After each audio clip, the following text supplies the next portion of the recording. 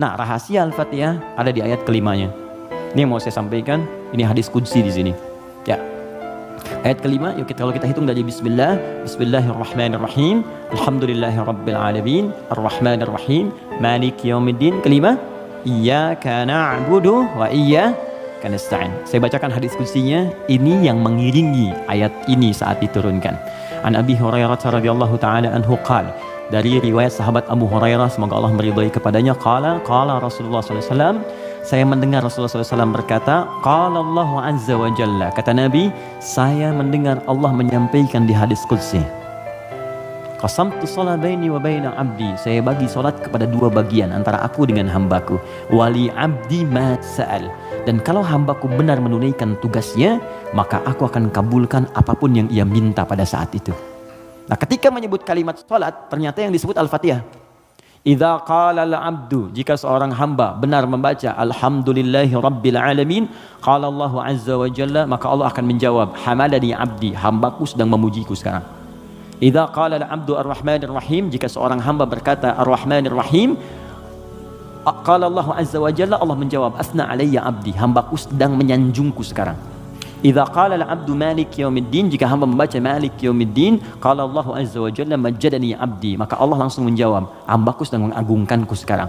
Gini, maksud kalimat ini di pembuka yang 4 ini, kata para ahli hadis, salah satunya ingin memberikan gambaran kepada kita bahwa setiap beraktivitas rasakan kita dipersaksikan oleh Allah.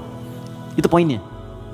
Saya ulang ya, kalau Anda ingin mendapatkan janji dari kemuliaan Al-Fatihah ini, maka rumus yang pertama, kata para pakar hadis, rasakan setiap kali kita berinteraksi, sekalipun hanya berkata itu, rasakan Allah mengawasi kita. Itu yang disebut ihsan namanya. Apa namanya?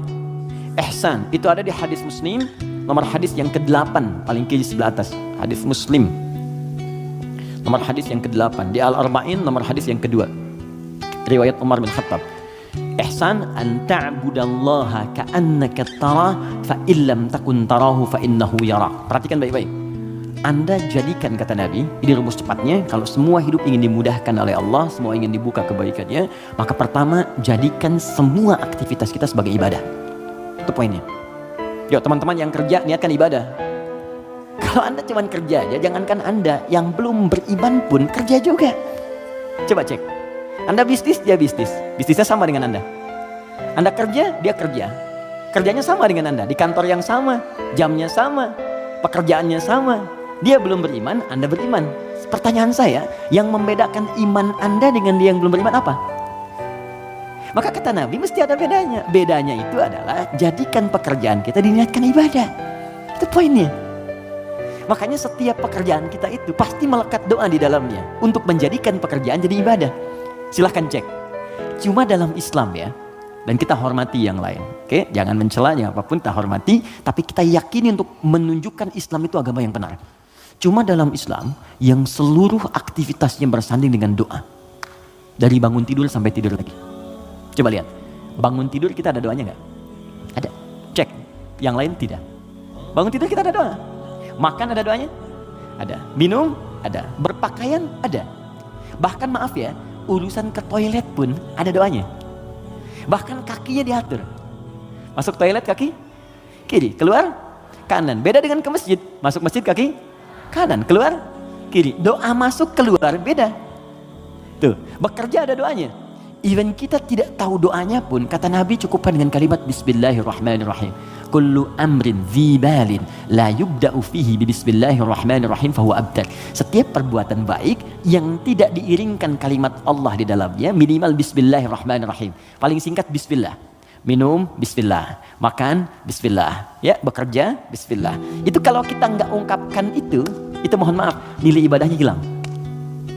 Ya. Nah, apa manfaat menjadikan aktivitas kita ibadah? Di antara manfaatnya, kalau kita menjadikan itu ibadah dan kita merasa disertai, diawasi oleh Allah, maka mustahil Anda akan mengerjakan yang buruk dalam hidup. Mustahil. Ini ada minuman ditawarkan pada Anda, dan Anda merasa saat akan minum ini Allah mengawasi kita, maka mustahil Anda akan menyentuh minuman yang tidak disukai oleh Allah. Mustahil. Demi Allah saya katakan, nggak akan pernah Anda minum minuman yang dilarang, bahkan mengucapkan kalimat bismillah. Udah minum aja dulu whiskinya, pakai bismillah biar dosanya kurang dikit ya. Nggak bisa, mustahil. Nggak akan Anda sentuh. Pekerjaan juga begitu. Ya, kaki, tangan, teman-teman yang tugas di dewan nggak akan nyusun anggaran macam-macam. Kenapa? Karena merasa Allah lihat. Nggak mungkin Anda tanda tangan sesuatu sementara Anda merasa disaksikan Allah dan Anda tanda tangan pada yang buruk, mustahil. Oh tapi kan fee-nya besar nih proyeknya. Allah menyaksikan kita. Atau saya istikharah dulu deh biar benar. Jelas ya? Nah, kalau kita merasa disaksikan Allah, kemudian kita berada di track yang benar untuk mengerjakan kebaikan. Jadi dari mulai kepala sampai kaki itu semua baik. Melihat baik, karena takut begitu melihat yang salah Allah lihat nih, malu. Mendengar baik, melangkah baik. Ketika kebaikan ini dijaga, maka terbukalah semua pintu kebaikan. Ini maksudnya. Maka ketika Anda jadikan ibadah, maka perhatikan kalimatnya. Idza qala al-'abdu, ketika hamba sampai pada kalimat iyyaka na'budu. Ya Allah, kepadamu saja, untukmu saja. Perhatikan cara menerjemahkannya. Kami beribadah, maksudnya kami jadikan semua aktivitas kami sebagai ibadah hanya kepadamu saja. Salat kami hanya untukmu, puasa kami hanya untukmu, bekerja pun kami niatkan mendapat ridhamu, tidur pun kami niatkan mendapat ridhamu. Makanya sebelum tidur kita ada doanya, kan? Jika Anda benar mengucapkan kalimat ini, iyyaka na'budu, dan kita praktekkan dalam hidup, perhatikan, wa iyyaka nasta'in. Ya Allah, saya seorang hamba yang pasti punya persoalan dan butuh pertolonganmu. Kalaupun saya punya masalah, pasti saya hanya akan minta kepadamu. Lihat jawabannya. Hadza baini wa baina abdi. Langsung dijawab oleh Allah tuntas. Ini perjanjian antara aku dengan hambaku. Wali abdi.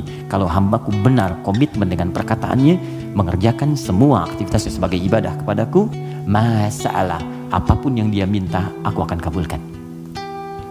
Hadis qudsi. Apapun yang dia minta, aku akan kabulkan. Bahkan ada orang yang belum minta sudah diberikan oleh Allah Subhanahu wa taala, bergantung pada level ibadah yang dia kerjakan. Semakin tinggi, semakin kuat. Nah, kalau Anda kumpulkan jumlah ibadah ini, ada sholat, ada puasa, Anda tingkatkan infak, baca Quran, semakin ditingkatkan semakin tinggi, maka kumpulan ibadah ini disebut takwa namanya. Apa namanya? Takwa. Karena itu ketika Quran menyebutkan kalimat takwa, pasti bersanding dengan ibadah.